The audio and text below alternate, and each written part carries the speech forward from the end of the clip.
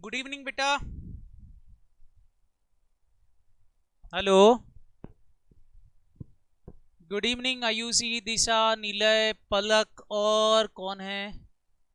प्रेक्षा। क्या नाम लिखा यार? तेरे से दिख नहीं रहा, दूर से क्या दिखा बेटा? प्रासुक। हेलो। चलें। तो आज से बेटा हम स्टार्ट करें अकाउंटिंग स्टैंडर्ड। पहले आप सब लोग बेटा रजिस्टर्ड हो गए? कोई ऐसा जो बच गया हो रजिस्टर्ड होने से? हेलो। रजिस्टर्ड हो गए बेटा सभी लोग? हेलो। नीलय, पलक, क्या आप लोग रजिस्टर्ड हो गए बेटा? ओके। तो आप लोग जब बेटा रजिस्टर्ड हो गए हो तो आपको मैं एक बात बता दूं कि आपको बेटा गूगल ड्राइव पर मिलेंगे लेक्चर। गूगल ड्राइव की लिंक मैं आपके मेल आईडी पर सेंड करूंगा बेटा, है ना? मेल आईडी या फिर आपके ग्रुप पर, जो भी होगा वहां पर आपको गूगल ड्राइव की लिंक मिल जाएगी।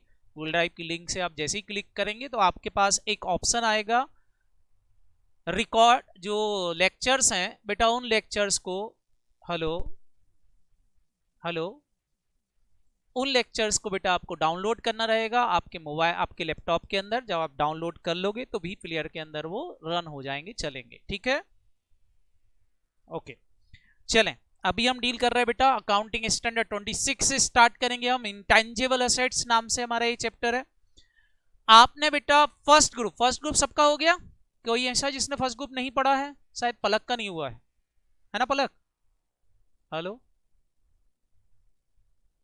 फर्स्ट ग्रुप हो गया बेटा? नहीं हुआ है। बाकी सबका हुआ बेटा? दिशा, दीक्षा, सॉरी दीक्षा, नीला, सबका हो गया बाकी बाकी लोगों का बेटा? ओके। चलो। तो अब जरा मैं आपको बताऊं सबसे पहले बेटा, आपने बेटा ग्रुप 1 के अंदर टेंजिबल असेट का एक अकाउंटिंग स्टैंडर्ड पढ़ा था। टेंजिबल असेट्स का पढ़ा था। बताएं बेटा टेंजिबल असेट का अकाउंटिंग स्टैंडर्ड कौन सा था? Accounting standard 10। याद आया? PPE, property plant and equipment के नाम से आपने पढ़ा होगा। पढ़ा था क्या बेटा? जिन्होंने पढ़ा था मैं उनसे एक क्वेश्चन अराइज करना चाहूंगा। What is asset? असेट किसको बोलते हैं? कौन बताएगा मेरे को असेट किसको बोलता है? कोई बता रहा बेटा? आयुषी बताएगी क्या बेटा आप मेरे को असेट किसको बोलते हैं?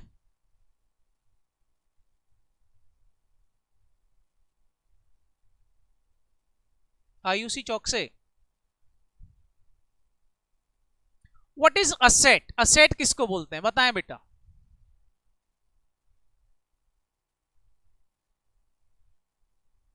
दीक्षा आप बता रहे हो बेटा? नहीं ये वाला नहीं, मैं केवल एक असेट की डेफिनेशन पूछ रहा हूँ। अकाउंटिंग स्टैंडर्ड की मैं कुछ नहीं पूछ रहा हूँ बेटा। अकाउंटिंग स्टैंडर्ड पूछ नहीं रहा हूँ मैं तो। असेट किसको बोलते हैं? क्लास 11th में आपने पढ़ लिया होगा व्हाट इज असेट। असेट किसको बोलते हैं? मैं कोई एक लोकल लैंग्वेज में असेट की डेफिनेशन पूछ रहा हूँ कि बेटा असेट किसको बोलते हैं, बस ये बता दो मेरे को। फ्यूचर में जो हमको बेनिफिट प्रोवाइड करे इट इज योर असेट। बस मैं यही सुनना चाहता था। बताएं बेटा फ्यूचर में बेनिफिट देने वाली हर एक चीज क्या आपके लिए असेट्स है? बिल्कुल बेटा आपके लिए एसेट्स है। एक बोल रहा नहीं, एक बोल रहा है। किसकी मानू बताएं? है। फ्यूचर में बेनिफिट्स देते हैं तो है। ओके। तो फ्यूचर में बेटा जो आपको benefit they it is your asset, वो आपके लिए असेट्स हैं। नो डाउट वो आपके लिए असेट्स हैं। लेकिन अगर इस डेफिनेशन को आप सही मानो तो डेफिनेशन इज रॉन्ग। ये अधूरी डेफिनेशन है। जैसे मैं एक एग्जांपल ले रहा हूं, आप मेरे को बताना। मैंने अपने बिजनेस में एक एम्प्लॉय रखा, क्या वो एम्प्लॉय मेरे को फ्यूचर बेनिफिट्स देगा? हेलो। हाँ। क्यों बेटा एम्प्लॉय हम रखते हैं तो यही सोच के रखते हैं कि भाई वो हमारे यहाँ काम करेगा तो फ्यूचर बेनिफिट मिलेंगे कि नहीं मिलेंगे, बोलो। नहीं, ऐसे तो हर किसी से कार आपने खरीदी और एक्सीडेंट हो जाए, ऐसा तो हर किसी के साथ में चांसेस होते हैं कि लॉस हो सकता है। खरीदी कार एक्सीडेंट करने के लिए थी क्या? तो चांसेस तो एवरीथिंग अब असेट, हर एक असेट के साथ होते हैं कि प्रॉफिट भी हो सकता है लॉस भी हो सकता है, हर एक असेट के साथ में ये चांसेस होता है। तो इंप्लॉय के साथ में क्यों ऐसा सोच रहे हो कि सर लॉस भी तो हो सकता है? बेटा वो तो हर एक असेट के साथ में ऐसा हो सकता है। आपने एक बिल्डिंग खरीदी थी कि वैल्यू बढ़ेगी, भूकंप आया बिल्डिंग गिर गई, दैट इज लॉस। लॉस तो हो सकता है, बट मैं जो आपसे पूछ रहा हूं उसका आंसर दें। एम्प्लॉय को हमने किस ऑब्जेक्ट के साथ रखा है ये सोच के कि वो हमको क्या देगा, फ्यूचर बेनिफिट्स देगा। बेनिफिट का मतलब बेटा यहाँ पॉजिटिव भी होता है और निगेटिव भी होता है, उससे कोई फर्क नहीं पड़ता। बेनिफिट्स का मतलब हमेशा ये मत समझना इट इज अ पॉजिटिव। जैसे हम जब बिजनेस स्टार्ट करते हैं तो क्या सोच के करते हैं कि प्रॉफिट होगा, लेकिन लॉस भी तो हो सकता है बिजनेस में, बोलो। तो जहां पे प्रॉफिट या बेनिफिट वर्ड लिखा रहता है बेटा उसका नेगेटिव वर्ड उसके साथ में लिखा रहता है। अकाउंट्स के अंदर उसके लिए अलग से कोई डेफिनेशंस नहीं होती है, क्लियर? तो मेरा एक ऑब्जेक्ट है कि आपने बोला सर जो फ्यूचर इकोनॉमिक बेनिफिट्स देते हैं वो असेट्स होती हैं। अब मैं आपसे पूछ रहा हूं, मैंने अपने यहाँ बिजनेस में एम्प्लॉय रखा, क्या वो मेरे को फ्यूचर इकोनॉमिक बेनिफिट्स देगा? बिल्कुल बेटा वो मेरे को फ्यूचर इकोनॉमिक बेनिफिट्स देगा। लेकिन आप बताओ, आपने कोई ऐसी बैलेंस शीट देखी जिसमें राम, श्याम, रहीम, मोहन असेट के रूप में आ रहे हो?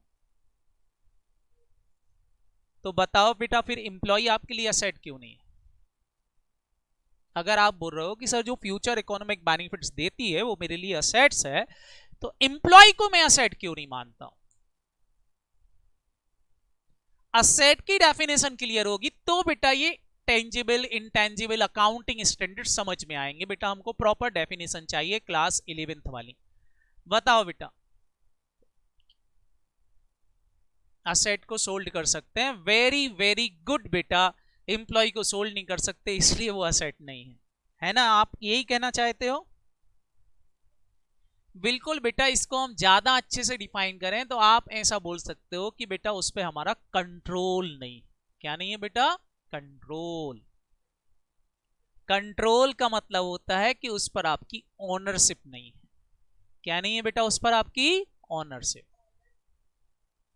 मतलब कंट्रोल का मतलब ऐसा नहीं कि आप उसको मैनेज कर रहे हो, मैनेज करना अलग चीज होती। कंट्रोल मतलब मैं जैसा चाहे वैसा यूज करूं, मैं उसको बेचूं, रखूं, फेंक दूं।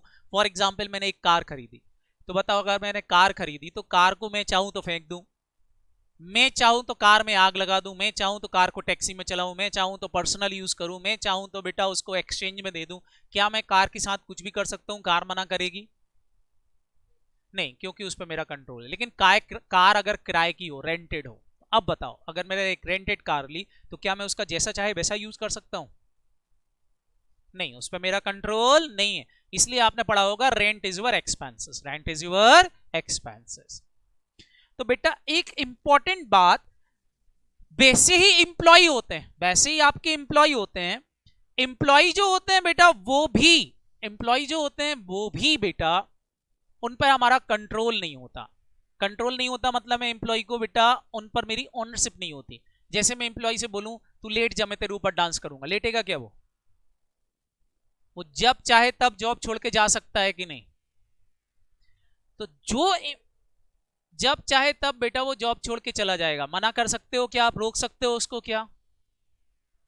भले आपने बॉन्ड भर रखा हो, 5 साल का बॉन्ड भरवा रखा हो बेटा, ऑल बॉन्ड्स आर इलीगल, सारे के सारे बॉन्ड्स जो होते हैं बेटा वो इलीगल्स होते हैं, तो उनकी कोई वैल्यू नहीं होती।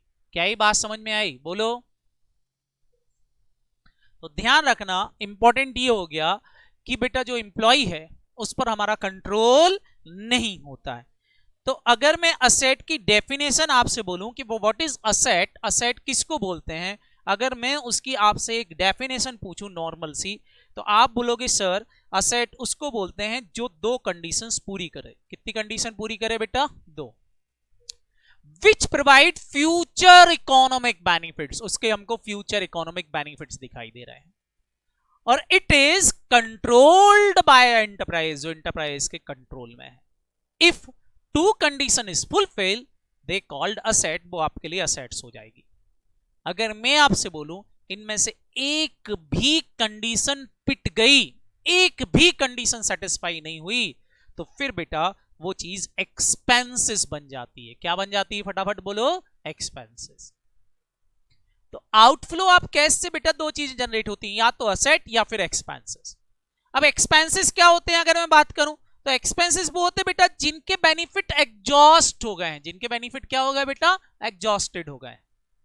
जैसे फॉर एग्जाम्पल आपने समोसा लिए, खा लिए, बताओ अब फ्यूचर में कोई बेनिफिट मिलेगा क्या? It is expenses. आपने बेटा मूवी टिकट खरीदा, मूवी देख ली, बताओ बेटा क्या अब फ्यूचर में कोई बेनिफिट्स मिलेगा? It is your expenses. तो बेनिफिट सॉरी एक्सपेंसेस और असेट में बस इतना सा फर्क है कि एक के फ्यूचर बेनिफिट्स होते हैं, दूसरे के फ्यूचर बेनिफिट्स नहीं होते। या कुछ ऐसी चीजें भी होती हैं जिनके फ्यूचर बेनिफिट्स तो हैं पर उन पे हमारा कंट्रोल नहीं है। उन पे हमारा क्या नहीं है, फटाफट बोलो, कंट्रोल। जैसे फॉर एग्जांपल आपके पास पुराने 500 और 1000 के नोट पड़े हैं, बताओ बेटा पुराने 500 और 1000 के नोट पड़े हैं, तो सब लोग बताओ इट इज योर कंट्रोल, ये आपके कंट्रोल में है? अरे कंट्रोल में है, आपके पास है। आप चाहो तो बेटा इस 500 के नोट को पुंगी बना के फेंक दो, आप चाहो तो आग लगा दो, कोई मना करेगा क्या? नहीं, कोई मना नहीं करेगा, कोई भी मना नहीं करेगा। तो बेटा ये क्या हो गया, आप मेरे को बताओ, आपके पास 500 और 1000 के जो नोट्स हैं ये क्या हो गए, आपके कंट्रोल में है। लेकिन अगर मैं पूछूं क्या इनसे आपको बेनिफिट्स मिलेंगे,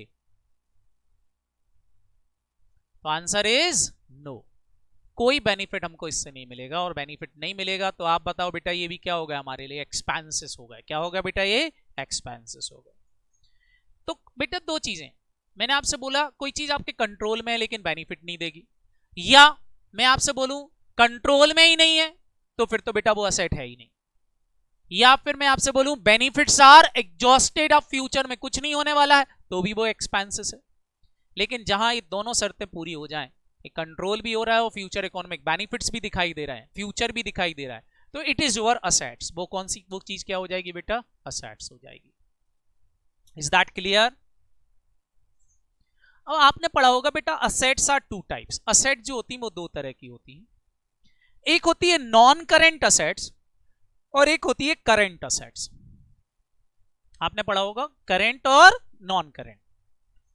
करेंट और नॉन करेंट की उसमें बेटा आपको पता है करेंट असेट्स बेटा जो जनरली होती है it is converted into cash, वो कैश में कन्वर्ट होने के लिए रखी रहती है। करेंट असेट्स वो होती हैं जो कैश में कन्वर्ट होने के लिए रखते हैं, जो फ्यूचर में किस में कन्वर्ट हो जाएंगे बेटा, कैश में। लेकिन जो बेटा हम कैश में कन्वर्ट होने के लिए नहीं रखते, हम बिजनेस में यूज करने के लिए रखते हैं जनरली, वो असेट कौन सी असेट्स होती हैं, नॉन करेंट असेट्स होती है। ये भी आपने पढ़ रखा होगा। और नॉन करेंट असेट के अंदर एक वर्ड आता है फिक्स असेट्स, आता है कि नहीं, बोलो। और फिक्स असेट आपने क्लास 11th में पढ़ी होंगी, दो तरह की होती है, इट इज टेंजिबल और it is intangible. Tangible assets क्या होती हैं बेटा, वो आपके फर्स्ट ग्रुप के अंदर पीपी अकाउंटिंग स्टैंडर्ड 10 डिफाइन करता है। लेकिन मैं जो आपको डील कर रहा हूं बेटा, वो क्या डील करने वाला हूं, अब मेरे को बताओ, मैं आपसे जो डील करने वाला हूं वो क्या डील करने वाला हूं, accounting standard 26 intangible assets. Is that clear? मतलब असेट बेटा बहुत ज्यादा होती हैं, उन बहुत सारी असेट्स में से मैं एक छोटा सा पार्ट अभी डील कर रहा हूं, इंटेंजिबल असेट्स। ऐसे ही बेटा अकाउंट के अंदर जितनी टर्म्स हैं उन सब के ऊपर बेटा एक अकाउंटिंग स्टैंडर्ड है, और हर एक अकाउंटिंग स्टैंडर्ड आपको पढ़ना बहुत अच्छे से है ताकि आपकी बेटा क्लियरिटी बिल्कुल अच्छे से रहे। जैसे मैंने आपसे बोला असेट की डेफिनेशन बताओ, तो आपने खाली इतना बोल दिया कि future economic benefits they the, but आप कंट्रोल वर्ड भूल गए कि नहीं, बोलो। वैसे ही बेटा इंटेंजिबल असेट को अगर मैं पूछूं आपसे कि व्हाट इज इंटेंजिबल असेट, तो आपकी डेफिनेशन वही घिसी पिटी रहेगी, मेरे को पता है, जो मैडम ने आपको बचपन में पढ़ाई थी, क्या कि जो हमको दिखाई नहीं देती, जिनको हम छू नहीं सकते, बोलो हाँ है ना। इसके अलावा इंटेंजिबल असेट के बारे में हमको कुछ नहीं पता। तो बेटा अगर इतनी सी बात होती इंटेंजिबल असेट के लिए, तो क्या बेटा अकाउंटिंग स्टैंडर्ड इतना लंबा चौड़ा हमारा हमारा अकाउंटिंग स्टैंडर्ड इतना लंबा चौड़ा होता क्या? देखो ये अकाउंटिंग स्टैंडर्ड है जो किसने लिख के दिया है? आपके इंस्टीट्यूट ने। बोलो अरे हाँ है ना, समझ में आ रहा कि नहीं? तो बताएं बेटा फिर क्या इतना होता क्या? ये नोट्स बेटा पीडीएफ के रूप में मैं आपको व्हाट्सएप करूंगा आपके ग्रुप पर, ठीक है? तो आपको नोट करने की जरूरत बिल्कुल नहीं है, आप केवल और केवल इंपॉर्टेंट पॉइंट नोट करते हुए चलेंगे, हर एक चीज लिखने की जरूरत नहीं। समझ में आया कि नहीं? बोलो, नहीं तो हमारा कोर्स लेंदी हो जाएगा। ये नोट्स मैंने आपको प्रॉपरली बना के दिए हैं, डायग्राम फॉर्म में बना के दिए हैं, इसलिए ताकि आपका मन लगे। इंस्टीट्यूट का एएस भी मैं तुमको दिखा देता हूँ, इंस्टीट्यूट ने जो आपको एएस दिए हैं बढ़िया, वो वाले एएस भी मैं आपको दिखा देता हूँ। अकाउंटिंग स्टैंडर्ड 26, ये इंस्टीट्यूट का एएस है 26 ये रहा। ये अकाउंटिंग स्टैंडर्ड 26 है इंस्टीट्यूट का, 54 पेज का है, नहीं 54 से भी ज्यादा है बेटा, 100 पेज का ये है। और आप देखो उन्होंने बेटा ऐसी थ्योरी लिखी है कि आपका पढ़ने की इच्छा ही नहीं, ये लिखी हुई है बिना डायग्राम बिना किसी चीज का। आप पढ़ोगे तो आपको मजा ही नहीं आएगा इसको पढ़ने में, और दो लाइन पढ़ने के बाद छोड़ दोगे, नींद आने लगेगी। बट मैंने आपको इन सबको कन्वर्ट कर दिया है प्रॉपर फॉर्मेट में। क्लियर? तो आप मेरे नोट्स ही प्रिफर करना बजाय कि इंस्टीट्यूट वाले पॉइंट से। क्लियर? तो चलें स्टार्ट करें बेटा। इंटेंजिबल असेट्स, आपको असेट क्लियर हो गई सबको? अब बेटा जिसके साथ भी असेट वर्ड जुड़ जाए, दो कंडीशन तो आप तुरंत जोड़ देना। बताओ कौन कौन सी दो कंडीशन? फ्यूचर इकोनॉमिक बेनिफिट्स मिलेंगे और it is controlled by enterprise, वो हमारे इंटरप्राइज से कंट्रोल होती है। दो बातें तो जोड़ देना। हम बात करते हैं बेटा एएस की, तो एएस क्या बोलता है समझो। सबसे पहला पॉइंट एएस के अंदर लिखा हुआ है वो है this AS is mandatory in nature. AS जो है वो मैंडेटरी नेचर है, no exemption of any company, किसी भी कंपनी को कोई एग्जम्पशंस नहीं है, पूरा का पूरा एएस एप्लीकेबल होगा उन कंपनीज के ऊपर जिनके ऊपर accounting standard rule 2006 is applicable. मतलब चाहे आपकी कंपनी एसएमसी हो, चाहे आपकी कंपनी नॉन एसएमसी हो, चाहे आप पार्टनरशिप फर्म हो, चाहे बेटा आप प्रोप्राइटरशिप फर्म हो, चाहे आप कोई भी हो, अगर अकाउंटिंग करोगे तो इट इज मैंडेटरी कि इंटेंजिबल असेट की अकाउंटिंग आपको एएस 26 के अकॉर्डिंगली ही करना पड़ेगी। इट इज मैंडेटरी, लॉ है। बोलो याद रहेगा कि नहीं? सर ऐसा कंपनी को करना जरूरी है? यस बेटा ये कंपनी को करना जरूरी है। सेक्शन 133 कंपनी के ऊपर बेटा ऑब्लिगेशन डालती है कि वो अकाउंटिंग स्टैंडर्ड को फॉलो करे। It is mandatory. क्लियर? लेकिन आजकल बेटा एएस केवल उन कंपनीज के ऊपर लगते हैं जिनकी नेट वर्थ 250 करोड़ तक है। मोर देन 250 करोड़ वाली कंपनीज जो होती हैं बेटा, या कंपनी एक लिस्टेड कंपनी है तो उसके ऊपर इंड एस लगते हैं, जो आप सीए फाइनल में आके पढ़ोगे। इंड एस मतलब बेटा इंटरनेशनल फाइनेंशियल रिपोर्टिंग स्टैंडर्ड की कॉपी। क्लियर? तो बेसिकली बेटा देखा जाए तो हम आईपीसीसी लेवल पर उन कंपनीज के बारे में पढ़ रहे हैं जिनकी नेट वर्थ 250 करोड़ रुपए से कम है, 250 करोड़ रुपए तक है, अप टू 250 करोड़ है या उससे कम है। क्लियर? और वो एक अनलिस्टेड कंपनी है। और कंपनी कैसी है बेटा? एक अनलिस्टेड है। पार्टनरशिप के ऊपर लगेगा? बिल्कुल लगेगा। प्रोप्राइटरशिप फर्म के ऊपर लगेगा? लगेगा। क्लियर है कि नहीं? बोलो। केवल बेटा 100% एनजीओ को छोड़ के, 100% एनजीओ मतलब जिनका ऑब्जेक्ट प्रॉफिट कमाना नहीं होता, 1 रुपए की इनकम भी प्रॉफिट से नहीं कमाने के लिए नहीं होती, उनके ऊपर बेटा, उनके ऊपर एएस 26 इज नॉट एप्लीकेबल। बाकी सबके ऊपर लगेगा, दुनिया की सारी चीजों के ऊपर। क्लियर? अब बात उठती है बेटा इंटेंजिबल एसेट की। तो इंटेंजिबल एसेट तो कई तरह की होती है। जैसे फॉर एग्जाम्पल, मैं कुछ एग्जाम्पल ले रहा हूं, आप मेरे को बताना इट इज इंटेंजिबल या टेंजिबल। डेटर, बताओ डेटर इज टेंजिबल और इंटेंजिबल? डेटर डेटर डेटर समझते हो कि नहीं? हाँ, क्या बोल रहे? Debtor is intangible, debtor is intangible, very good बेटा। Debtor intangible, tangible, very good बेटा पलक, टेंजिबल बोला, कोई तो बोला टेंजिबल, हाँ। और महक भी बोल रही है टेंजिबल, वेरी गुड बेटा महक। और इंटेंजिबल वाले बोलने वाले लोग बताएं बेटा, डेटा इज इंटेंजिबल है तो क्यों? हाँ,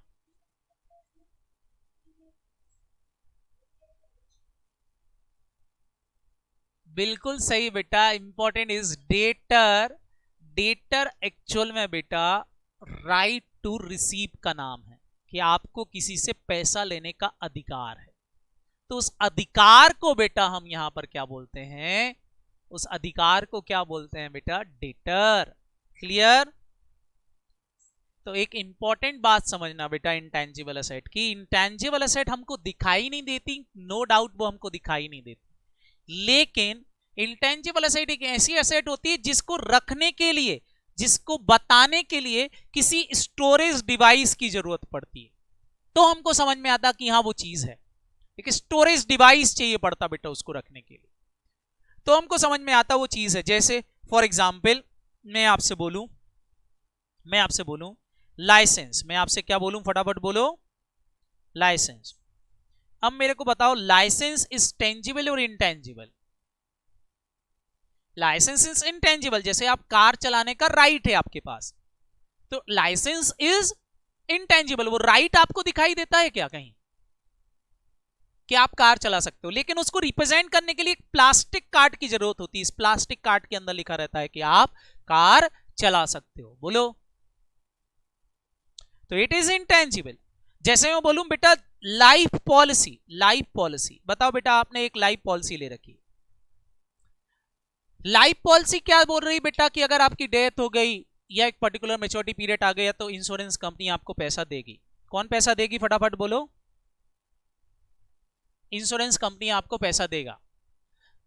तो अब पहले तो बताएं बेटा इंश्योरेंस कंपनी आपको पैसा देगी, ये बात तय हो गया, लेकिन ये इंश्योरेंस कंपनी से पैसा लेने का अधिकार है आपको, इंश्योरेंस कंपनी से पैसा लेने का आपको अधिकार है।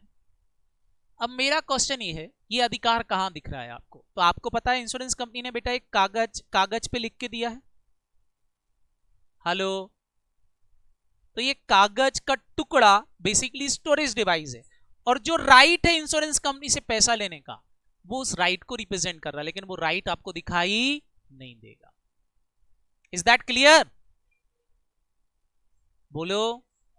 जैसे मैं बोलूं 500 रुपए का नोट, बताओ 500 रुपए का नोट इज अ टेंजिबल और इंटेंजिबल?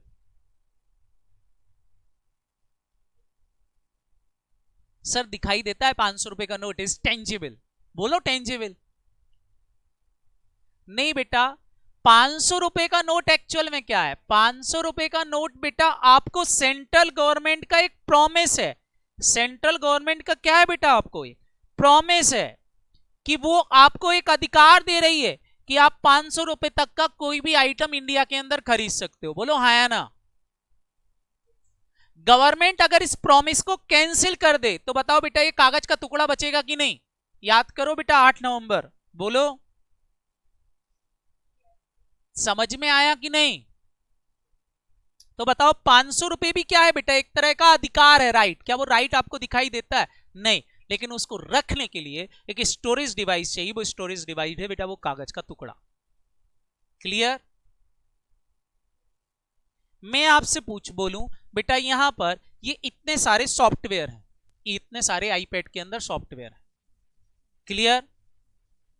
ये कीनोट्स एक सॉफ्टवेयर है, क्या ये सॉफ्टवेयर आपको दिखाई दे रहा है? नहीं, ये सॉफ्टवेयर बेटा रखा हुआ है किसके अंदर? आईपैड के अंदर। आईपैड है तो ये दिखेगा कि भाई आप इसको महसूस कर सकते हो कि ये सॉफ्टवेयर है, लेकिन बताओ आईपैड ही नहीं है और मैं आपसे बोलूं ये सॉफ्टवेयर चला लो, चला पाओगे? नहीं, स्टोरेज डिवाइस के बिना इसको बेटा हम देख नहीं सकते, ना ही हम इसको महसूस कर सकते, ना फील कर सकते हैं। तो इंटेंजिबल एसेट क्या है बेटा? कोई ना कोई एक स्टोरेज डिवाइस के अंदर रख करके हम इसको फील कराते हैं कि उसका एग्जिस्टेंस है। वैसे ही होते हैं बेटा हमारे डेटर। डेटर क्या है? एक बंदा जिससे हमको पैसा लेना है, अगर ये आपकी असेट है तो फिर अगर मैं बोल दूं ये मेरी असेट है, तो मैं एक काम करता हूं, इसको उठा लाता हूं और अपने घर में रख लेता हूं, बोलूं जैसा बोलूं वैसा काम करेगा, तो ये काम करेगा क्या? नहीं। इससे खाली मेरे को पैसा लेने का राइट है, और वो मैंने एक कागज पे लिख करके इससे ले रखा है कि 3 महीने बाद मैं तेरे से पैसा लूंगा। क्या ये बात समझ में आई? उस राइट को ही क्या बोल देते हैं बेटा? डेटर या बीआर बोल देते हैं, बिल रिसीवेबल बोल देते हैं, या ट्रेड रिसीवेबल बोल देते हैं। क्या ये बात समझ में आई? बोलो। तो ध्यान रखना बेटा, हमेशा याद रखो इस चीज को कि इंटेंजिबल असेट्स क्या है बेटा? बेसिकली एक तरह का राइट्स होते हैं जो आपको दिखाई नहीं देते। ये करेंट असेट में भी हो सकते हैं, नॉन करेंट असेट्स में भी हो सकते हैं। तो यहां पर जो हम AS26 पढ़ रहे हैं उसमें से कुछ असेट के ऊपर ये वाला AS जो है बेटा, इट इज नॉट एप्लीकेबल, ये एप्लीकेबल ही नहीं होगा।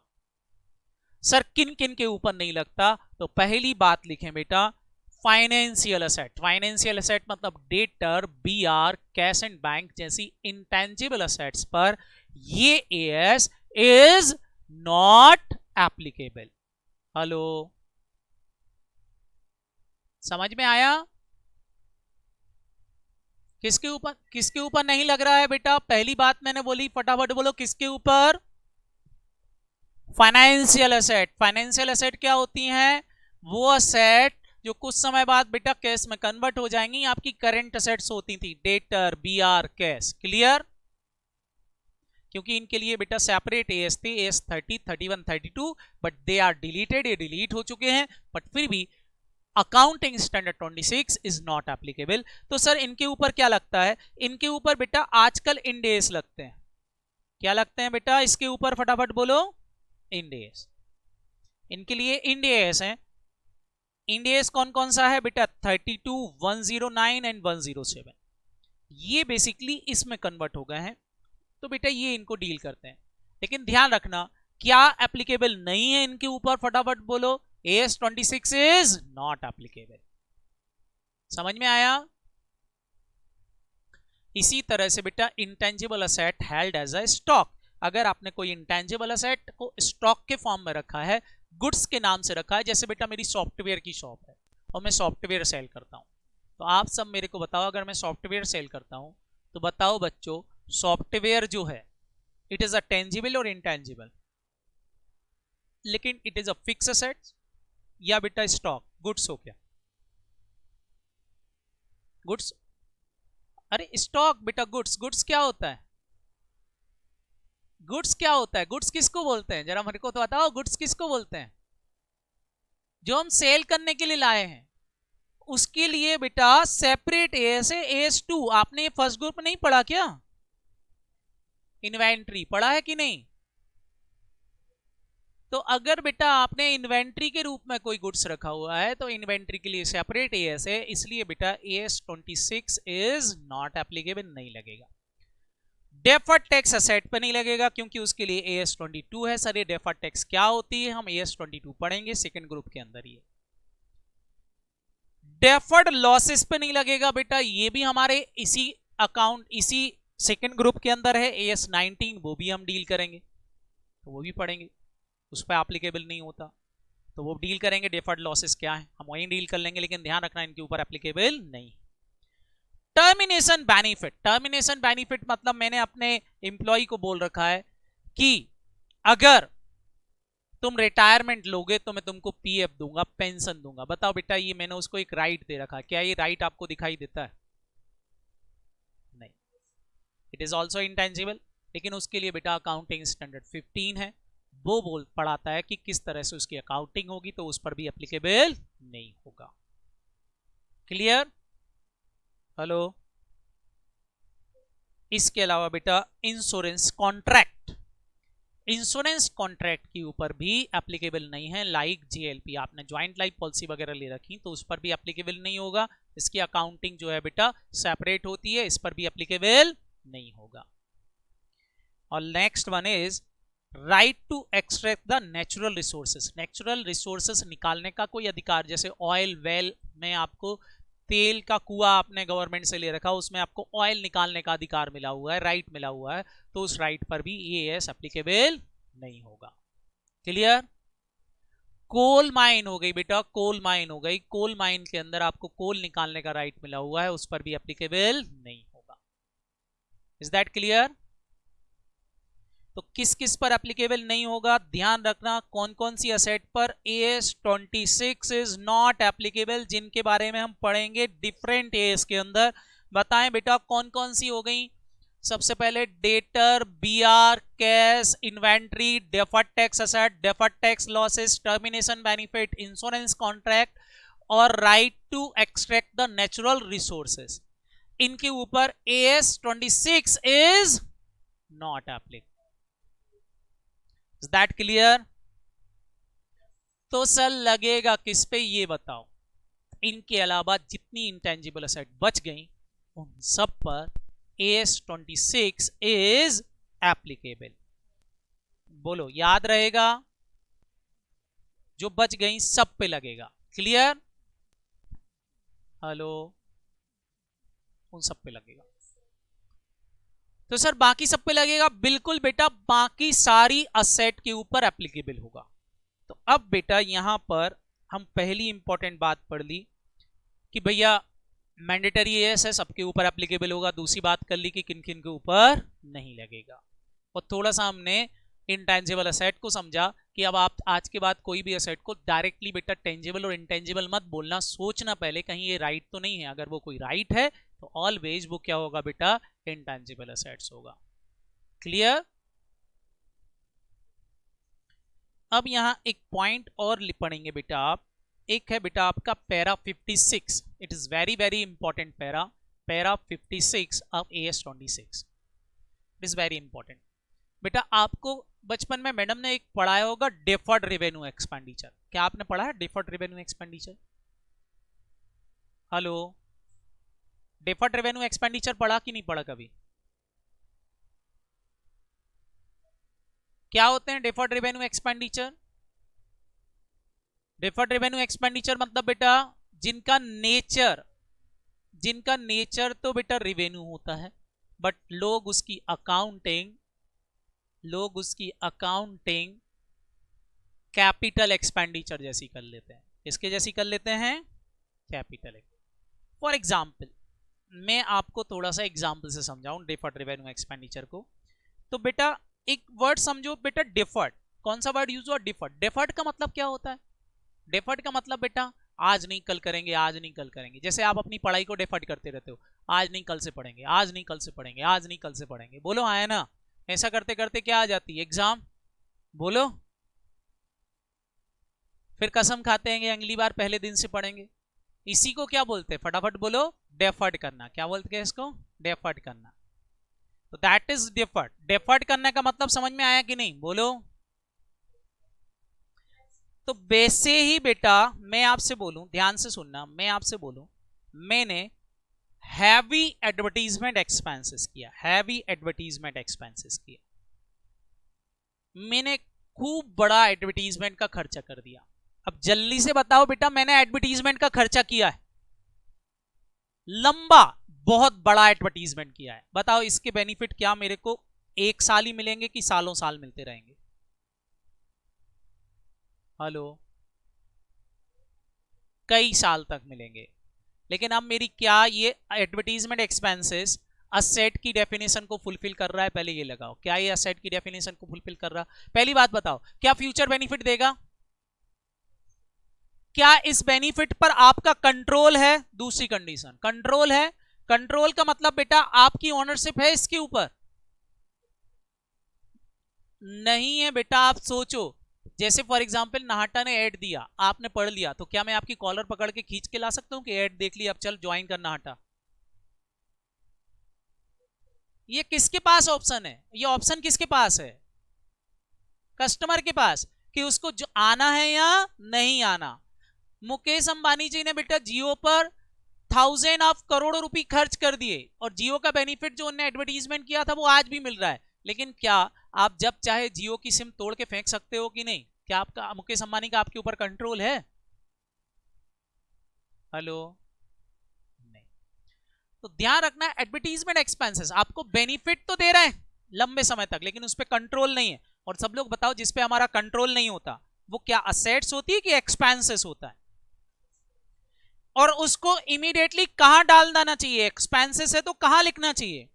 P&L में। लेकिन बेटा कुछ लोग ऐसा नहीं करते, कुछ लोग बोलते हैं मैचिंग कंसेप्ट फॉलो करेंगे, कई साल तक बेनिफिट मिल रहा, मैं धीरे धीरे P&L में ले जाऊंगा। ऐसे खर्चों को बोलते बेटा डिफर्ड रेवेन्यू एक्सपेंडिचर। बात समझ में आई? मतलब जिसको P&L में डालना था तुरंत, उसके लिए सामने वाला बोल रहा आज नहीं कल डालूंगा, आज नहीं कल डालूंगा, और उसको अपनी बैलेंस शीट में दिखाता रहे क्या नहीं कर रहा है, उसको कहां नहीं डाल रहा है, फटाफट बोलो उसको कहां नहीं डाल रहा है, P&L में ट्रांसफर नहीं कर रहा है, उसको बोलते हैं बेटा डिफर्ड रेवेन्यू। क्या बोलते हैं उसको? Deferred revenue. तो AS26 ने बेटा साफ साफ बोल दिया है कि डिफर्ड रेवेन्यू नाम की कोई भी चीज नहीं होगी, फॉलोइंग आइटम जैसे ही होंगे इमीडिएटली ट्रांसफर टू P&L, उसको तुरंत ही P&L में ट्रांसफर करना पड़ेगा। Certain intangible item should be written off in the year of occurrence, para 56। बेटा ये पैरा आप याद रखना, ये पैरा बिल्कुल वैसे होते हैं एस के अंदर जैसे कि सेक्शन होती हैं एक्ट के अंदर, वैसे ही यहां पर पैरा होते हैं। क्या ये बात याद रहेगी? बोलो।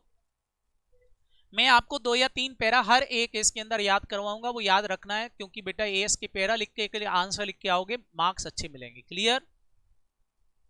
तो एक पैरा मैं आपसे याद करने का बोल रहा हूं, पैरा 56 हमेशा याद रखना। ये क्या बोलता है कि some certain intangible item should be return off immediately in a year of occurrence. जिस साल होंगे उसी साल P&L में जाएंगे, आप इसको बैलेंस शीट में नहीं दिखा सकते।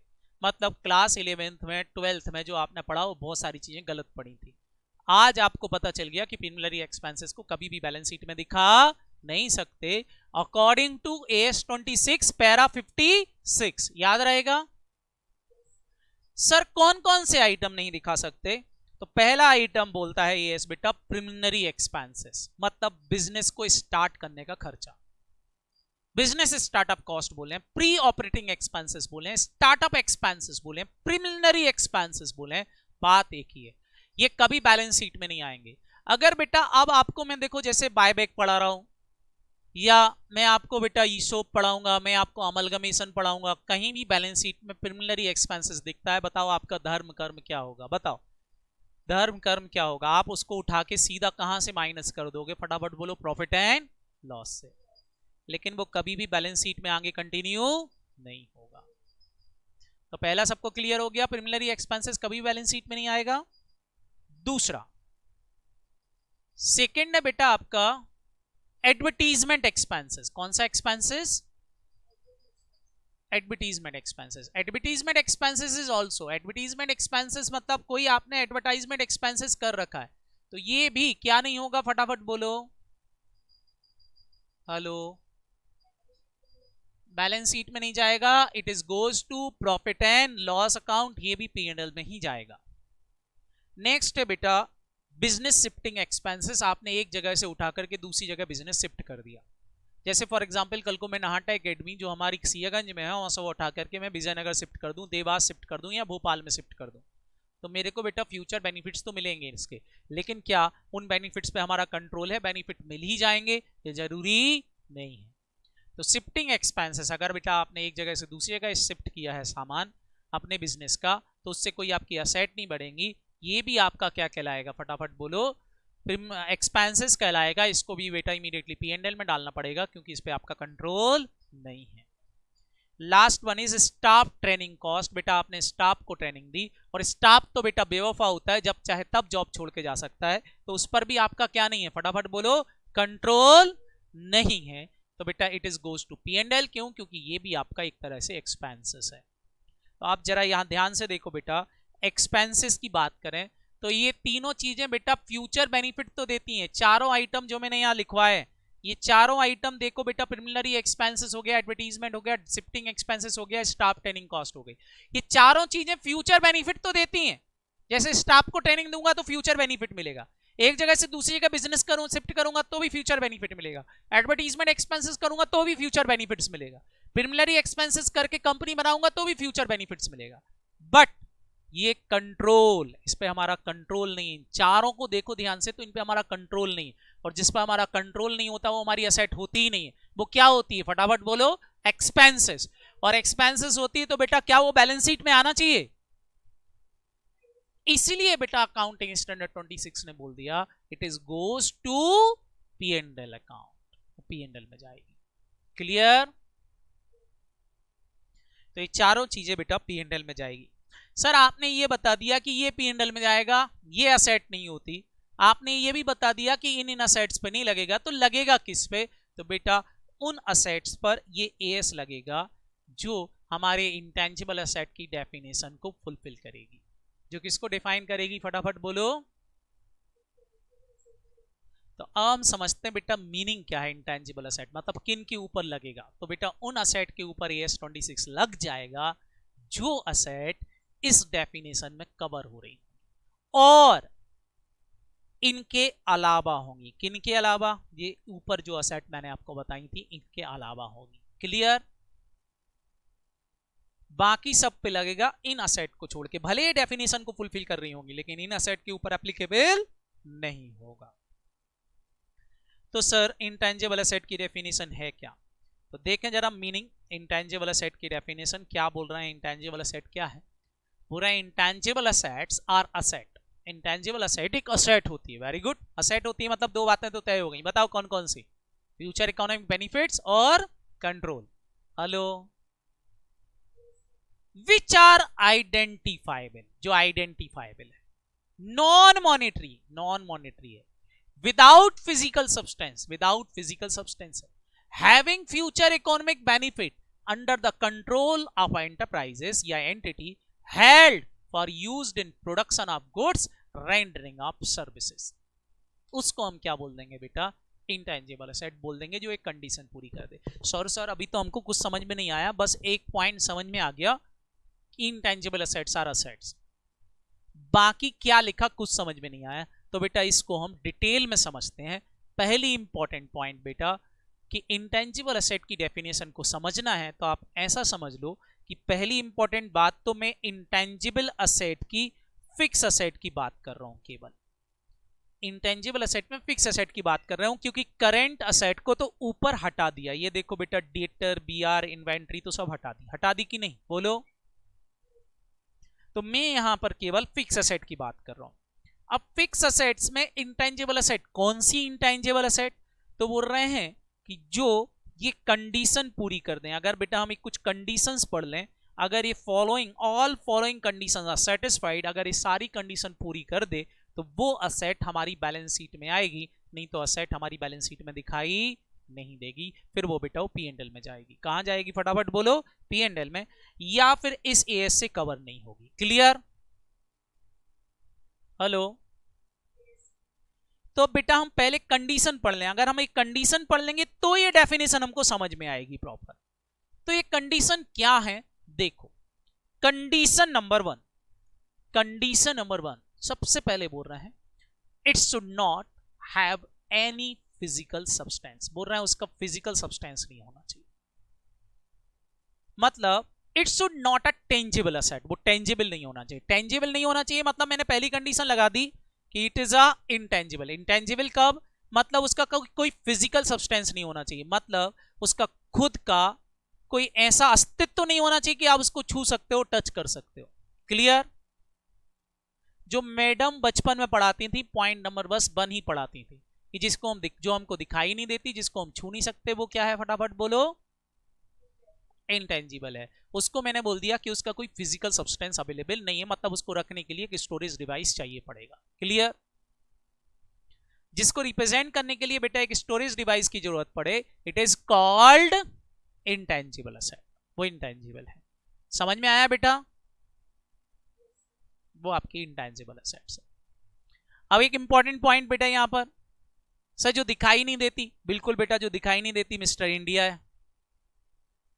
मतलब बेसिकली देखा जाए तो कुछ असेट ऐसी होती हैं जो हमको दिखाई नहीं देती, जैसे कि बेटा पेटेंट, फिल्म हो गए, कस्टमर लिस्ट हो गई, गुडविल हो गई, कॉपीराइट हो गए, इंटरनेट डोमेन नेम हो गए। बेटा ये बहुत सारी असेट्स होती हैं, इनके बारे में हम डिटेल में अभी चर्चा करेंगे। लेकिन हाँ ध्यान रखना फिजिकल सब्सटेंस नहीं होना चाहिए।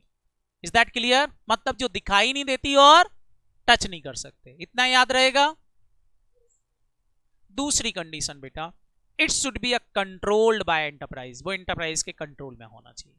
अगर कंट्रोल में नहीं होगी तो वो असेट ही नहीं होगी। सर कंट्रोल में होना चाहिए मतलब, कंट्रोल में होना चाहिए मतलब अनडिस्प्यूटेड ओनरशिप होना चाहिए आपकी उसके ऊपर। क्या होना चाहिए बेटा? Undisputed ownership. जब तक अनडिस्प्यूटेड ओनरशिप नहीं होगी तब तक वो आपकी असेट नहीं होगी। क्लियर? मतलब रेंटेड असेट को हमारी बुक्स में नहीं दिखाएंगे। क्लियर? दूसरी बात करते हैं बेटा, तो सेकंड पॉइंट आता है it should be identified asset. अब बोलोगे sir what is identified? Identified का मतलब होता है बेटा यहां पर बिकने योग्य, सेलेबल वो असेट। चाहे तो बिक सकती है, चाहे तो हम एक्सचेंज में दे सकते हैं, चाहे तो बेटा हम रेंट पे दे सकते हैं। अगर इन तीन में से कोई भी काम आप कर सकते हो तो वो असेट आइडेंटिफाइबल होगी, नहीं तो वो असेट आइडेंटिफाइबल नहीं। अब ध्यान से सुनना, मैं एक एग्जांपल ले रहा हूं समझाने के लिए। मैं आपसे बोलूं मेरा एम्प्लॉय बहुत ईमानदार है, उसके अंदर इंटीग्रिटी कूट कूट के भरी है, वो इतना इंटीग्रिटी रखता है बेटा कि हर एक काम बहुत ईमानदारी से करता है। अब सब लोग बताओ उसकी ईमानदारी मेरे लिए एक असेट है, लेकिन बताओ इट इज आइडेंटिफाइबल? क्या उसकी ईमानदारी को मैं बेच सकता हूं? क्या मैं उसको एक्सचेंज कर सकता हूं? क्या उसकी ईमानदारी को रेंट पे चला सकता हूं? तो भले वो इंटेंजिबल है लेकिन वो मेरे को दिखाई नहीं देती, उसके बाद भी वो आइडेंटिफाइबल नहीं है। आइडेंटिफाइबल नहीं है मतलब मैं उसको क्या नहीं कर सकता बेटा?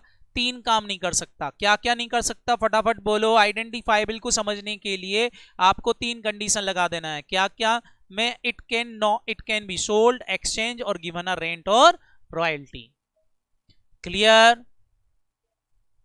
अगर बेटा हमारा हम एक्सचेंज कर सकते हैं, सेल कर सकते हैं या रेंट पे दे सकते हैं, अगर इन तीन में से कोई भी काम किसी असेट के साथ कर सकते हो तो इट इज आइडेंटिफाइबल असेट। हमेशा याद रखना। क्लियर? बट एक करना जरूरी नहीं है, हो सकता है उसके साथ तो आइडेंटिफाइबल है, नहीं तो आइडेंटिफाइबल नहीं। क्लियर? जैसे फॉर एग्जाम्पल मैं आपसे बोलूं आपके पास पुराने 500 और 1000 के नोट पड़े, बताओ पुराने 500 और 1000 के नोट पड़े, इट इज आइडेंटिफाइबल और नॉट? इट इज आइडेंटिफाइबल और नॉट? बोलो 500 और 1000 के पुराने नोट, पुराने जमाने पुराने नोट, इट इज आइडेंटिफाइबल? नहीं। क्यों नहीं है आइडेंटिफाइबल? बेटा उस पे आपका कंट्रोल तो है, ओनरशिप तो है, लेकिन क्या उसको एक्सचेंज कर सकते हो? किसी को दे करके कुछ खरीद सकते हो? नहीं, आज नहीं खरीद सकते बेटा। मैं आज की बात करूं, खरीद सकते हो क्या? नहीं। दूसरी शर्त लगाओ बेटा, सेकंड कंडीशन लगाओ, क्या बेटा मैं उसको रेंट पे चला सकता हूं? तो बताओ बेटा वो आइडेंटिफाइबल नहीं है तो फिर वो मेरी इंटेंजिबल असेट की डेफिनेशन को फुलफिल नहीं कर रहा। Is that clear? मतलब फिर वो कुछ और चीज होगी, वो इंटेंजिबल असेट नहीं होगी। मतलब केवल कंट्रोल होने से वो इंटेंजिबल नहीं हो जाएगी, कंट्रोल के अलावा आइडेंटिफाइबल भी होना चाहिए, वो बिकने योग्य भी होना चाहिए। समझ में आ रहा कि नहीं? कई असेट ऐसी होती हैं जिन पे हमारा कंट्रोल होता है लेकिन आइडेंटिफाइबल नहीं होती। जैसे मैं बोलूं मेरे पास एक पुराना दादाजी के जमाने का स्कूटर रखा हुआ है, उस पर 2 लीटर पेट्रोल डालो तो 200 मिलीमीटर चलता है, 200 मीटर चलता है, उसके बाद खड़ा हो जाता है, पूरा पेट्रोल खत्म हो जाता है। अब मैं आपसे बोल रहा हूं कि उसको आप खरीद लो, खरीदोगे? जल्दी बोलो, खरीदोगे क्या? दूसरा, मैं उसको रेंट पे दे रहा हूं, तुम एक काम करो इसको रेंट पे चलाओ, सवारियां ढोगे क्या? पेट्रोल डालते डालते तुम्हारा दिवाला निकल जाएगा। क्या ये बात समझ में आ रही? तो उस पर मेरा कंट्रोल है, ओनरशिप है, लेकिन वो क्या नहीं है बेटा? आइडेंटिफाइबल नहीं है। तो it should B identifiable, identifiable भी होना चाहिए कंट्रोल के अलावा, तो वो असेट बनेगी, नहीं तो असेट नहीं बनेगी। थर्ड वन के बाद बेटा आता है fourth important point, it should be a non monetary asset. Non monetary का मतलब होता है कि मैं इसको सेल करने के लिए नहीं रखा है, मैं इसको बिजनेस में यूज करने के लिए रखा है। मॉनेटरी असेट वो होती हैं जो which are convertible into cash, जो बेटा कैश में कन्वर्ट हो जाएगी, जैसे कि डेटर। बताओ डेटर जो है वो सीधा किस में कन्वर्ट हो जाएगा? स्टॉक, इन्वेंट्री किस में कन्वर्ट हो जाएगी? कैश में। क्लियर? बैंक का बैलेंस जो बैंक में पड़ा है वो भी किस में कन्वर्टेबल है? लेकिन मेरे पास फिक्स असेट है। बताओ फिक्स असेट को मैं बेचूंगा क्या? नहीं। सेलेबल इंपॉर्टेंट नहीं है, मैं उसको बोल रहा हूं सेलेबल है तो वो आइडेंटिफाइबल हो गई, लेकिन मैंने उसको जो अपने बिजनेस में रखा है वो एज अ नॉन मॉनेटरी रखा हुआ है। नॉन मॉनेटरी रखा हुआ है मतलब मैं उसको बेचूंगा नहीं। जैसे फॉर एग्जांपल आपका मकान है, बताओ मकान के अंदर सोफे रखे हुए हैं आपके, बताओ क्या वो सोफे आपने बेचने के लिए रखे हैं? बिक सकते हैं नो डाउट, लेकिन क्या वो बेचना है? नहीं। तो नहीं बेचना मतलब वो नॉन मॉनेटरी हो गया। नॉन मॉनेटरी मतलब वो असेट जो क्या है, फटाफट बोलो, बिक सकती है लेकिन बेचना नहीं है। क्या करोगे बेचोगे नहीं तो? सर यूज करेंगे। क्या करेंगे बेटा? यूज करें। तो जो असेट यूज करने के लिए रखी जाती है वो असेट कहलाती नॉन मॉनेटरी। क्लियर? तो क्या बोल रहे हैं देखें, it should be a non monetary. Non monetary का मतलब मैंने समझा रखा है यहां पर, it means that it should not held for sale in ordinary course of business but it is should be held for use, जो हमने बिजनेस में यूज करने के लिए रखा है। जैसे कि बेटा मेरे ऑफिस में टेलीविजन है, फर्नीचर रखा है, सोफा रखा है, ये सब मेरे लिए क्या है? फटाफट बोलो, ये सब क्या है? नॉन मॉनेटरी असेट है, क्योंकि मैं बेच के इसको कैश में कन्वर्ट नहीं करूंगा, इसको यूज करके कैश बनाऊंगा। क्या ये बात समझ में आई? बोलो। हाँ बेटा।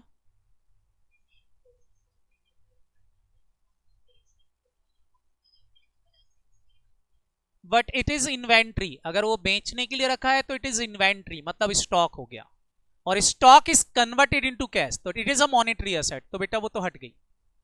क्या ये बात समझ में आई? अगर आपने वो इंफोसिस ने सॉफ्टवेयर जो बनाया वो काय के लिए बनाया? बेचने के लिए, यूज करने के लिए नहीं बनाया। तो बेचने के लिए बनाया तो आप मेरे को बताओ वो क्या हो गया? इन्वेंट्री। Is that clear? सारी चीजें बेटा माइक्रोसॉफ्ट की जितनी भी चीजें हैं, सारी चीजें क्या है बेटा? इंफोसिस हो गया, माइक्रोसॉफ्ट हो गया, जितने भी सॉफ्टवेयर वो बनाकर बेचते हैं वो सब क्या है? इन्वेंट्री है। लेकिन उसका पेटेंट, उसको बनाने का अधिकार जो उसने करा रखा पेटेंट की, मेरे अलावा कोई माइक्रोसॉफ्ट नहीं बनाएगा, मेरे अलावा कोई MS10 नहीं बनाएगा, मेरे अलावा कोई एक्सेल नहीं बनाएगा, मेरे अलावा कोई ये नहीं बनाएगा, वो नहीं बनाएगा, उसका जो पेटेंट ले रखा, कॉपीराइट ले रखा, वो उसकी फिक्स असेट है। वो उसकी क्या है बेटा? फिक्स असेट है। बात समझ में आई? लेकिन वो बना के जो बेचता है वो क्या है? इन्वेंटरी। समझ में आया? इज दैट क्लियर बेटा? किसने पूछा था? अच्छा क्वेश्चन था। समझ में आया बेटा? तो वो तो इन्वेंट्री हो गया, वो तो इन्वेंट्री हो जाएगा। लेकिन अगर मैं उसको बना करके खुद यूज करूं तो वो नॉन मॉनेटरी असेट्स हो जाएगा। बस इतना सब फर्क है। क्लियर? बिक सकती है तो वो जो बिक सकती है इट इज, जो बिक सकती है इट इज आइडेंटिफाइबल। बिक सकती है मतलब वो आइडेंटिफाइबल है, बट वो बेचना है कि नहीं बेचना? अगर मैं बोलूं बेचना है तो इट इज इन्वेंट्री, लेकिन अगर बोलूं नहीं नहीं मैं तो यूज करूंगा तो it is non monetary assets. समझ में आया? It is non monetary asset. समझ में आया? बोलो। लास्ट कंडीशन बेटा, कंडीशन नंबर 5। कंडीशन नंबर 5 जो आपकी है वो है कि बेटा जो असेट आपके पास है उसकी कॉस्ट आप एस्टिमेट कर पाओ। उसकी कॉस्ट क्या कर पाओ बेटा? एस्टिमेट कर पा रहे हो, कैलकुलेट कर पा रहे हो। अगर कॉस्ट कैलकुलेट कर पाओगे तो ही तो उसको रिकॉर्ड करोगे। अगर कॉस्ट ही कैलकुलेट नहीं हो पा रही है तो फिर तो बेटा रिकॉर्ड ही नहीं होगी। बोलो। तो उसकी कॉस्ट क्या होना चाहिए? फटाफट बोलो। कैलकुलेट होना चाहिए, एस्टिमेट कर पा रहे हो। अगर उसकी कॉस्ट को बेटा आप एस्टिमेट कर पा रहे हो तो इट शुड बी रिकॉर्डेड, तो आप उसको रिकॉर्ड करोगे, नहीं तो उसको रिकॉर्ड नहीं करोगे। सर ऐसी भी एसेट होती है जिनकी कॉस्ट नहीं निकाल पाते, बिल्कुल बेटा। जैसे फॉर एग्जांपल मैंने बेटा बिजनेस में खूब हार्डवर्क किया, हार्डवर्क करने के कारण मेरे बिजनेस की गुडविल बढ़ गई, तो लेकिन मैं आपसे पूछूं बताओ मेरे हार्डवर्क की वैल्यू क्या है, तो क्या आप एस्टिमेट कर पाओगे? तो फिर बेटा गुडविल रिकॉर्ड ही नहीं होगी। क्या ये बात समझ में आई? बोलो। तो कॉस्ट एस्टिमेट हो जाना चाहिए। बताएं बेटा कितनी कंडीशन हो गई? 5। अब बताओ इंटेंजिबल एसेट होने की 5 कंडीशन क्या है? पहला, फटाफट बोलना, पहला फिजिकल सब्सटेंस होना चाहिए, दूसरा कंट्रोल होना चाहिए, हेलो जल्दी जल्दी बोलना, पहला not physical substance, physical substance नहीं होना चाहिए, दूसरा जल्दी बोलो कंट्रोल होना चाहिए, तीसरा आइडेंटिफाइबल होना चाहिए, चौथा नॉन मॉनेटरी होना चाहिए, और पांचवा कॉस्ट एस्टिमेटेड होना चाहिए। अगर ये पांचों कंडीशन पूरी होंगी तो ही इंटेंजिबल एसेट बैलेंस शीट में दिखाई देगी। अगर इनमें से एक भी कंडीशन पिट गई तो it should be goes to profit and loss account, वो P&L में चली जाएगी सेम ईयर में एज अ एक्सपेंसेस। हेलो समझ में आया बेटा? तो अब पढ़ो बेटा डेफिनेशन। अब तुमको ये डेफिनेशन बिल्कुल क्लियरली समझ में आ जाएगी जो पैरा 6 के अंदर लिखी है। क्या बोल रहा है? Intangible assets are assets which are identifiable. अब बताओ आइडेंटिफाइबल का मतलब समझ में आ गया? बिकने योग्य, जो बिक सकती है, क्लियर। नॉन मॉनेटरी लेकिन बेचना नहीं है, क्लियर। विदाउट फिजिकल सब्सटेंस मतलब मैं उसको देख नहीं सकता, टच नहीं कर सकता। हैविंग फ्यूचर इकोनॉमिक बेनिफिट, जिसके फ्यूचर इकोनॉमिक बेनिफिट मिलेंगे। It is control by enterprise, जो एंटरप्राइज के कंट्रोल में है। Held for use of production of goods और रेंडरिंग ऑफ सर्विसेज, जिसको हमने प्रोडक्शन करने में यूज करना है या फिर सर्विसेज देने में यूज करेंगे, उसको हम क्या बोलेंगे? इंटेंजिबल एसेट्स बोलेंगे। बोलो अभी डेफिनेशन क्लियर हुई कि नहीं? अब बताओ बेटा अगर एग्जाम में आपको इंटेंजिबल एसेट की डेफिनेशन लिखने आए तो क्या आप लिख पाओगे? अच्छा ऐसे पढ़ते हम डेफिनेशन तो हमको समझ में नहीं आती, बट कंडीशंस हमने अलग अलग देख ली, उनके मीनिंग समझ लिए तो समझ में आ गई कि नहीं? अब एस के अंदर तो बस बेटा ये लाइनें लिखनी, काम खत्म हो गया उनका, लेकिन आपको प्रॉपर्ली समझ में आई कि नहीं? बोलो। अब बताओ इंटेंजिबल एसेट को अगर मेरे को डिफाइन करना है तो आपको प्लस प्लस करके लिख लेना। पहला क्या लिखोगे? Not physical substance plus control plus identifiable plus non monetary plus cost estimated. बस इतने वर्ड लिख लो, काम खत्म हो जाएगा। बोलो इट इज योर शॉर्टकट। ये इतनी चीजें बेटा आप नोट डाउन करो, शॉर्टकट। आप शॉर्ट नोट्स बनाओ, ये तो मैंने आपको दे ही रहा हूं, बट आप शॉर्ट नोट साथ में बनाते चलो, तो क्या होगा एग्जाम में हम कभी भी बेटा ये इसको रिवाइज कर सकते हैं, क्लियर। अभी बेटा मैंने 3 कॉन्सेप्ट आपको समझाए हैं। पहला कॉन्सेप्ट बताया कि एएस इज एक मैंडेटरी एएस है, मैंडेटरी नेचर का है, जो सब कंपनी पे लगेगा, चाहे वो एसएमसी हो, चाहे वो नॉन एसएमसी हो, चाहे वो प्रोप्राइटरशिप फर्म हो, चाहे वो पार्टनरशिप फर्म हो, सबके ऊपर एप्लीकेबल होगा विदाउट एनी एग्जम्पशंस। फिर मैंने बोला सारी इंटेंजिबल एसेट पे नहीं लगेगा, कुछ इंटेंजिबल एसेट के लिए सेपरेट एएस है, सेपरेट कॉन्सेप्ट है, इसलिए उनके ऊपर एप्लीकेबल नहीं होगा, like debtor, BR, cash, inventory, deferred tax asset, deferred losses, termination benefit, insurance contract, right to extract the natural resources, इनके ऊपर एप्लीकेबल नहीं होगा, बाकी सबके ऊपर लगेगा। फिर मैंने एक और कॉन्सेप्ट बताया, पैरा 56 बताया कि बेटा कुछ असेट ऐसी होती हैं जो एक्चुअल में असेट नहीं होती हैं, it is goes to P&L account, जैसी दिखे इनको P&L में डाल देना, क्योंकि ये फ्यूचर बेनिफिट्स तो देती हैं लेकिन इन पे हमारा कंट्रोल नहीं होता है। फिर बेटा मैंने आपको बताया इंटेंजिबल एसेट की डेफिनेशन की, इंटेंजिबल एसेट किसको बोलते हैं? तो इंटेंजिबल एसेट किसको बोलते हैं? जो क्या करे, फटाफट बोलो, नॉन फिजिकल सब्सटेंस है, विदाउट फिजिकल सब्सटेंस है, जो आइडेंटिफाइबल है, नॉन मॉनेटरी है, कंट्रोल है उसके ऊपर हमारा, और जो हमको क्या करेगी बेटा फ्यूचर इकोनॉमिक बेनिफिट्स देगी, कि साथ ही साथ वो हमको क्या बेटा एक उसकी कॉस्ट हम एस्टिमेट कर पा रहे हैं, तो it asset is intangible asset, तो ही हम बैलेंस शीट में दिखाएंगे, नहीं तो बाकी सारी चीजों की तरह इसको भी कहां डाल देंगे? प्रॉफिट एंड लॉस अकाउंट में ट्रांसफर डाल देंगे। क्या ये करते बनेगा? बस बेटा ये थी हमारी definition of intangible asset, is that clear? अब बताओ बेटा अगर एएस में तुमको रिकॉर्डेड दे भी दूं तो मेरे को नहीं समझ में आएगा बेटा कि आपने क्या चीज आपको पता नहीं है। जैसे फॉर एग्जांपल मैंने असेट की डेफिनेशन आपसे पूछ के यही समझा दी, तो बेटा ये समझ में आया कि नहीं, बोलो। लेकिन अगर मैं रिकॉर्डेड लेक्चर आपको दे देता तो मैं रिकॉर्डेड में तो ये मान के चलता कि तुमको असेट की डेफिनेशन पता होगी, तो बेटा फिर वो डिफिकल्ट हो जाते हैं। इसलिए बोल रहा हूं कि आप बेटा एएस को मेरे से लाइव पढ़ लो तो ज्यादा बेटर तरीका रहेगा आपके लिए। क्लियर? और कभी छूट जाएगा तो मैं आपको वीडियो प्रोवाइड कर ही दूंगा, कोई दिक्कत वाली बात नहीं। कभी इंटरनेट प्रॉब्लम हो आपके यहाँ कोई चीज हो तो, ठीक है। ओके बेटा, बाय बाय, फिर कल मिलते हैं। पढ़ के आओगे इतना?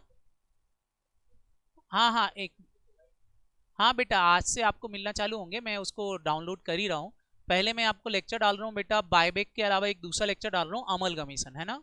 तो आप पहला अमलगमेशन को देख लेना, ठीक है।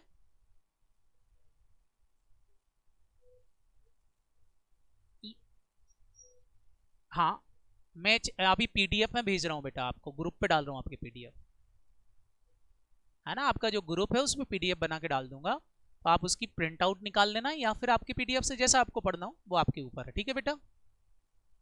ओके, और कोई दिक्कत बेटा? नीलय? ओके, ठीक है बेटा। और कौन था? मयंक? महक नहीं, कौन है? पलक, महक, हाँ।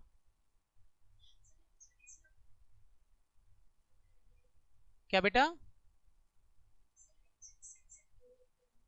जैसे बेटा मैं लिंक भेजूंगा, लिंक जो मैं आपके ग्रुप पे डालूंगा उस लिंक के थ्रू आपको डाउनलोड करना रहेंगे।